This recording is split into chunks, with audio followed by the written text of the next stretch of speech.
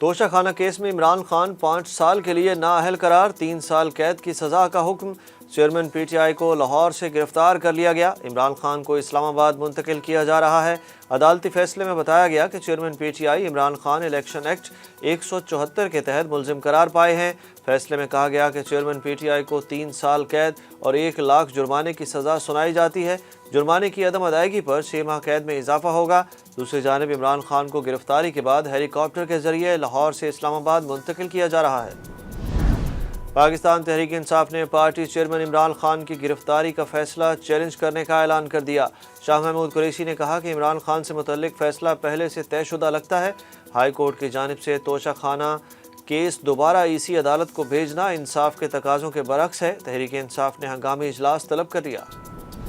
مشترکہ مفادات کونسل نے نئی مردم شماری کا فیصلہ مؤخر کر دیا۔ وزیر اعظم ہاؤس میں ہونے والے مشترکہ مفادات کونسل کے اجلاس میں چاروں صوبائی وزرائے اعلیٰ، وفاقی وزراء اور ادارہ شماریات سمیت دیگر متعلقہ محکموں کے حکام شریک ہوئے۔ اجلاس میں نئی مردم شماری سے متعلق معاملات پر غور کیا گیا۔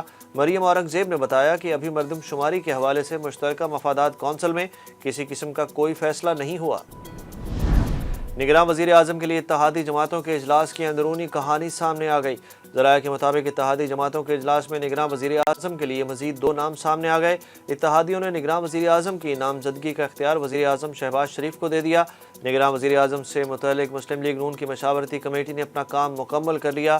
مشاورتی کمیٹی نے نگراں وزیر اعظم کے لیے فائنل نام مسلم لیگ نون کے قائد نواز شریف کو بھجوا دیے۔ نواز شریف کی منظوری کے بعد 5 ناموں میں سے 3 نام اپوزیشن لیڈر کو بھجوائے جائیں گے۔ مقبوضہ کشمیر کی خصوصی حیثیت کو غیر قانونی طور پر منسوخ کیے 4 سال ہو گئے۔ پاکستان سمیت دنیا بھر میں آج یوم استحصال کشمیر منایا جا رہا ہے۔ بھارتی جارحیت علاقائی سلامتی کے لیے مستقل خطرہ ہے۔ پاک فوج کی جانب سے یوم استحصال کشمیر کے موقع پر پیغام جاری۔ آئی ایس پی آر کے مطابق مقبوضہ کشمیر میں فوجی لاک ڈاؤن اور آبادیاتی ڈھانچہ تبدیل کرنے کے غیر قانونی اقدامات عالمی قوانین کی خلاف ورزیاں ہیں۔ مسئلہ کشمیر اقوام متحدہ کی قراردادوں کے مطابق حل ہونا چاہیے۔ وزیر اعظم شہباز شریف نے کہا کہ پاکستان مقبوضہ کشمیر میں بھارت کے تمام یک طرفہ اور غیر قانونی اقدامات کو یکسر مسترد کرتا ہے۔ توشہ خانہ کیس فیصلے کے بعد معروف ٹک ٹاکر حریم شاہ نے بھی دھمکی دے دی۔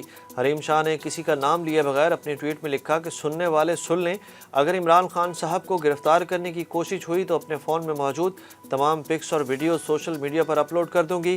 حریم شاہ نے چیئرمین پی ٹی آئی کی حمایت میں کی جانے والی ٹویٹس میں لکھا کہ ان کا جرم یہ ہے کہ وہ غریبوں کے بارے میں سوچتے ہیں اور اشرافیہ کو بے نقاب کرتے ہیں۔ بھارت اور ویسٹ انڈیز کی ٹیموں پر سلو اوور ریٹ پر آئی سی سی نے جرمانہ عائد کر دیا۔ آئی سی سی کی جانب سے دونوں ٹیموں کے مابین جمعرات کو کھیلے گئے پہلے T20 میچ پر جرمانہ کیا گیا۔ میچ میں دونوں ٹیمیں مقررہ وقت میں اوورز مکمل کرنے میں ناکام رہی تھیں۔ انٹرنیشنل کرکٹ کونسل نے میزبان ٹیم ویسٹ انڈیز پر میچ فیس کا 10% اور بھارتی ٹیم پر 5% جرمانہ عائد کر دیا۔